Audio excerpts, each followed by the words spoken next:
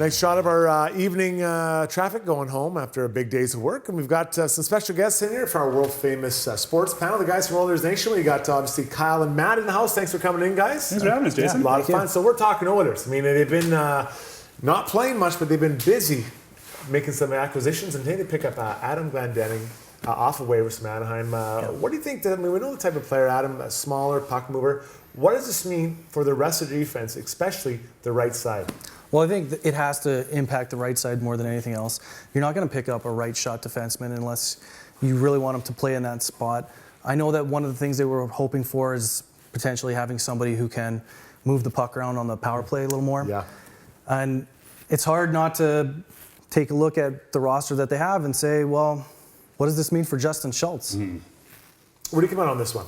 Yeah, on the same thing. I think Justin Schultz has probably got to be feeling a little bit nervous right now. I don't think there's any way the Oilers qualify him at $4 million next year. He's obviously not worth anywhere near that much. So I think it's a good signing. It's once again Chiarelli finding found money. You know, it's a guy that costs the Oilers absolutely nothing. He's on a real cheap contract, and if he doesn't work out, he's an RFA at the end of the year, and they can just cut bait. So I think it's another great move. So when it does come to Schultz, though, obviously, if the Clendening thing works out, is this a case where they're going to be able to move him before the end of the season, or are they kind of stuck with him until he hits free agent status? I can see both scenarios. I do think he does have a little bit of value to a team looking for depth, loading up to the playoffs. I mean, what did Kimmo Timonen get last year at the trade deadline, and he couldn't even skate at that point? Yeah. So more than we got for Jeff Petrie. Yes, exactly. Yeah. Don't bring that up. If you look at it that way, I think there might be a market for Justin Schultz. Not a very big one, I don't think, but I could see him being traded at the deadline for sure. I don't think they could wait until after the deadline to move him,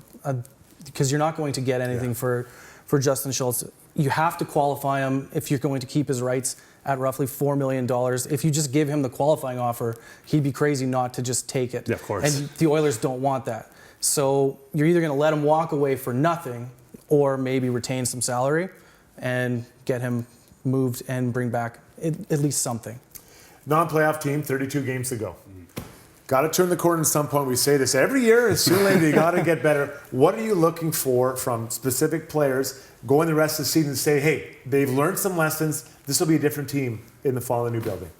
As far as lessons learned, I want to see Darnell Nurse more assertive. I want to see him open up and play the way that we want him to play. Because right now, I think he's really looking a bit over his head, and I think that I think that's fair. Yeah. When you go from a junior schedule, and especially if you take a look at the games that he has played in the past. I mean, he has missed long stretches. I don't think he's ever played even 60 games in a season before. So I think it's going to be a lot from him. I want to see him grow. I want to see Clefbaum come back and continue what he was doing before, and of course, McDavid. I want to see Anton Landers score a goal. That guy has to score one goal this year. And I want to win the lottery. Yeah, Come on, okay? Are they playing 100 games this year? Bring Todd Nelson down. Do whatever you got to do. But Reed Wilkins had a funny quote on our podcast the other day. At his work, they have a bet seeing who's going to score first, Eric Gryba or Anton Lander. And everyone's picking Gryba right now because Landers had such a bad luck streak. Now, you guys touched on McDavid, and my question for you, what winger specifically do you want to see Connor play the rest of the season with? I mean, back with Yakupov at first, anyway, to see if they can rekindle that magic. Because, I mean, I love Neil Yakupov, so I would love to see him just blast off into outer space again like he looked like he was going to before he got hurt.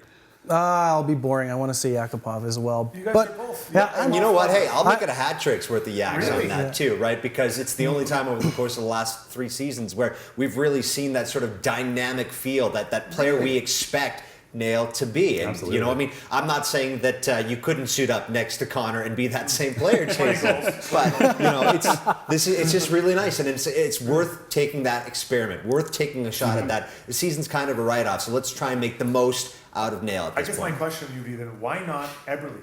Eberle and Connor both think the game very well, both good skaters.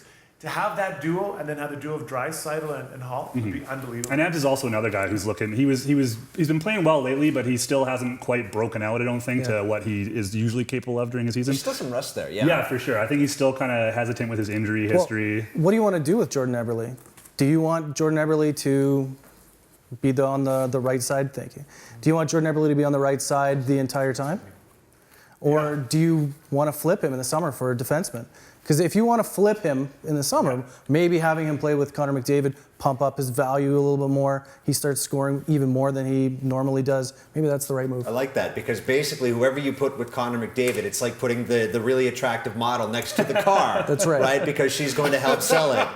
And that's what Connor McDavid is in this instance. Do you come with the car? It's funny, you guys are in here, and I disagree with all three of you. I think they don't trade Jordan Eberle. You need duels. You need Connor McDavid, Eberle, Hall, and Draisaitl. I think Nuge is the odd guy out. But we'll resume this another day. Guys, thanks a lot for this. Guys from Oilers Nation, always great stuff. We're taking a quick break here in Dinner Television. I'm going to figure out what's going on with my mic. Lots more coming back, including going to see Claire Hammond again at the Jubilee Auditorium.